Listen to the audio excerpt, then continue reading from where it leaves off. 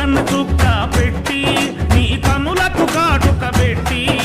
బుగ్గన చుక్క పెట్టి నీ కనులకు కాటుక పెట్టి నా మనసును మాలగ చేసి